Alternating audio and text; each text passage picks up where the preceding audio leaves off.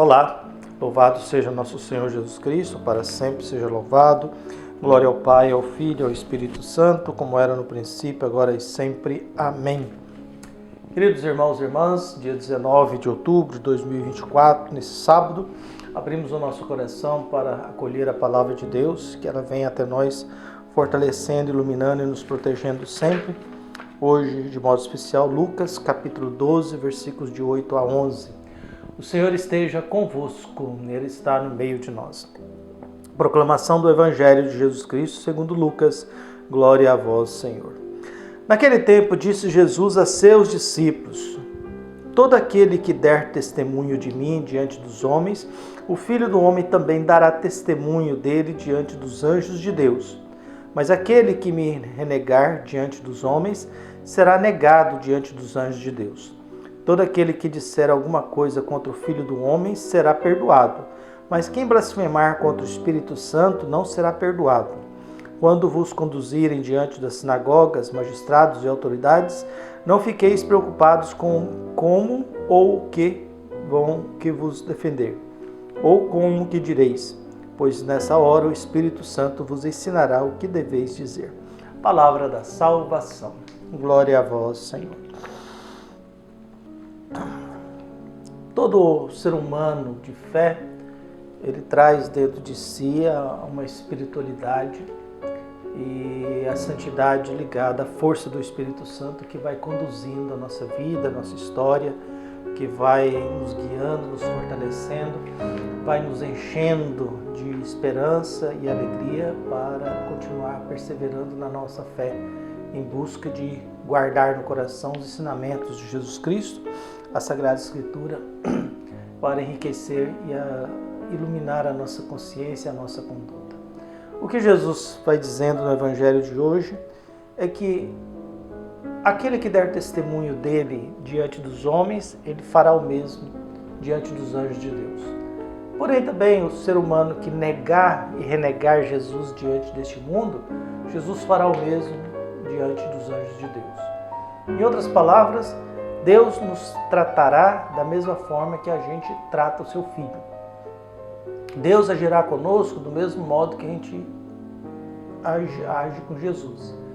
Então, dar testemunho é testemunhar, é atestar aquilo que Jesus fez, ou negar Jesus, isso vai ter um preço, uma consequência. Acaba sendo assim, Deus só se aproxima de nós se nós o conhecemos e se a gente permite que Ele nos conheça. Porque não é verdade que Deus está presente de tudo e sabe de tudo. Biblicamente, Deus não estava na hora que Adão e Eva comeu o fruto proibido. Não estava na hora em que Caim matou Abel. E tantos outros momentos Deus está ausente. E Deus tem que perguntar: Caim, cadê o seu irmão? Vocês comeram o fruto proibido? Então não é verdade que Deus sabe de tudo e conhece tudo. Há momentos em que Deus está ausente. E nos dá liberdade para a gente agir. Mas é claro que depois a gente tem que assumir a responsabilidade e as consequências do nosso agir. Por isso Jesus vai dizer: pois é, a minha conduta em relação a vocês vai ser da mesma de vocês em relação a mim. Só que nós estamos falando de agir diante de Jesus aqui na terra, e Jesus está falando da postura dele diante dos anjos de Deus, na eternidade, no céu, no mundo de Deus. Viu? E a outra coisa que é muito interessante, Jesus diz: olha, vocês podem até falar mal de mim, não tem problema não. Mas o pecado, que é blasfemar contra o Espírito Santo, esse não tem perdão. E o que é blasfemar contra o Espírito Santo? Antes, Jesus tinha sido chamado de Belzebu, príncipe dos demônios. Então acusaram Jesus de ser o príncipe dos demônios. E como príncipe dos demônios, Jesus expulsava os demônios. Então isso é blasfemar contra o Espírito Santo. A blasfêmia do Espírito Santo, que não tem perdão, é quando a gente coloca Deus e Jesus no mesmo pé de igualdade do que o diabo. É chamar Deus de diabo, é chamar Jesus Cristo de demônio ou Belzebu. Então isso é pecar contra o Espírito Santo. Em outras palavras, você colocar Deus e o demônio no mesmo pé de igualdade. Ou chamar Deus de Belzebu. Isso não tem. Falar mal de Jesus, Jesus diz até que isso pode. A gente perdoa.